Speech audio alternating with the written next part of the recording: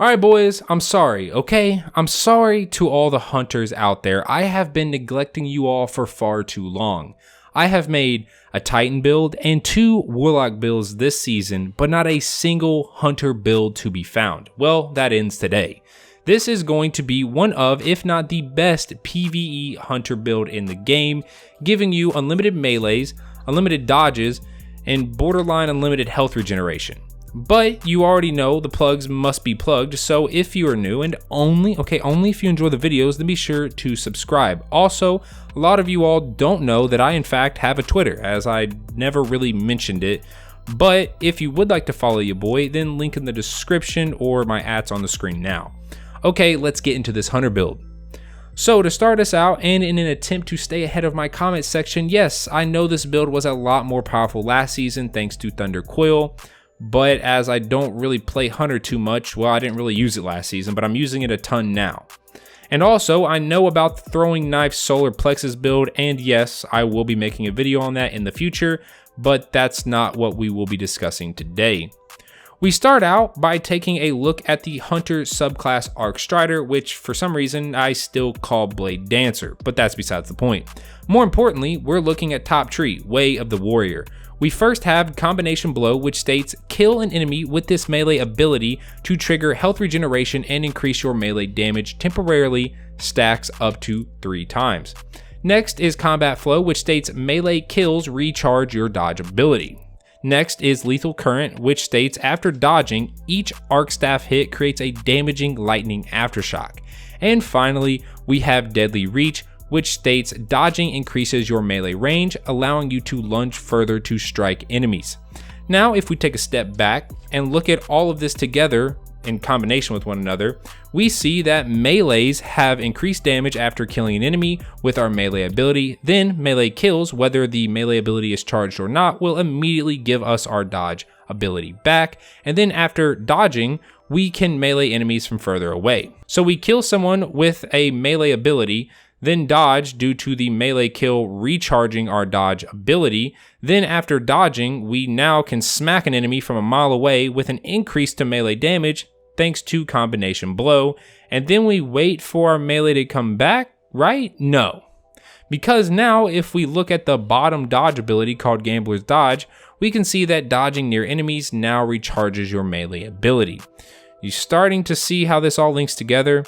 Now you can do what I just mentioned above, but then at the end, instead of waiting for your melee to come back to rinse and repeat, you just dodge around some enemies and look at that, now you have your melee back instantly. So now, just from the subclass tree alone, we have unlimited health regeneration after a melee ability kill, increased melee damage, unlimited dodges, and the ability to borderline teleport to enemies for a melee attack after a dodge.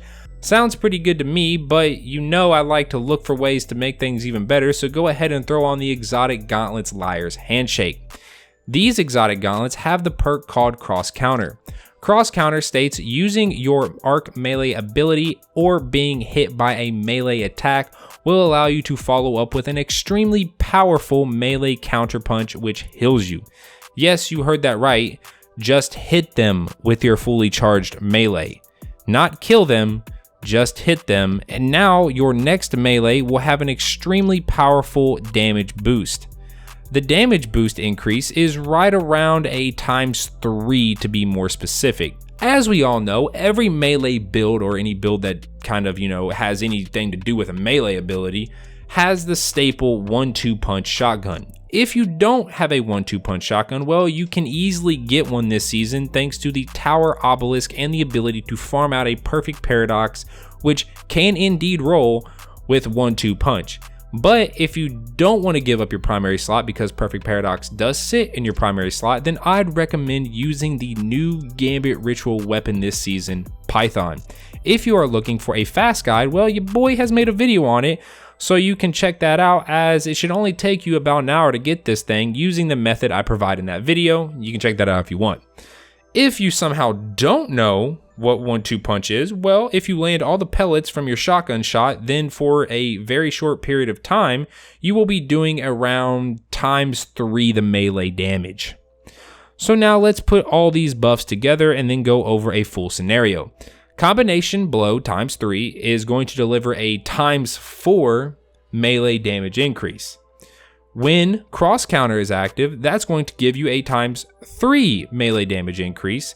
And finally, if you also get 1-2 punch procced as well, then that's going to give you another times 3 melee damage increase. So a full scenario would go something like this. You get a melee ability kill and get combination blow times 1. It's not actually going to say times 1, it's just going to say combination blow on the left side of your screen. And you get health back while also getting cross counter to proc, making your next melee hit do even more damage on top of combination blow. Now dodge to get your melee ability back and repeat for 2 more kills until times 3 combination blow is active. Now just melee a big beefy boy with your melee ability, then quickly get off a 1-2 punch shotgun shot down their throat, preferably, then quickly melee for that massive amounts of damage. You understand what I'm saying here? It all just flows and works so perfectly together.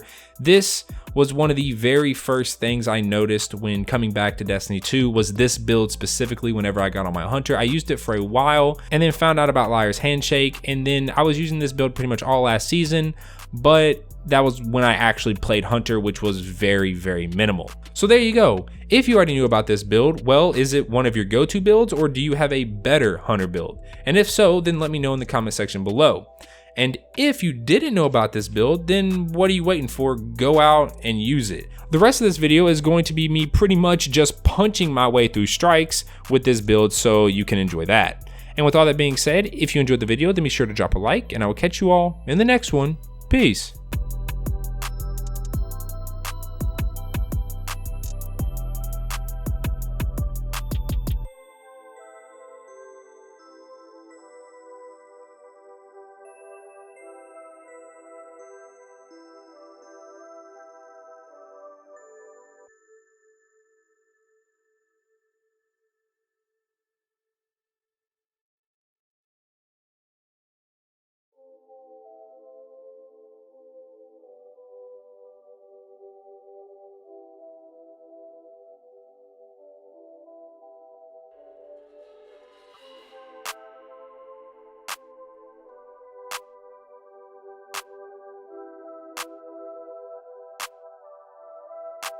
Joke, got the sauce, bitch.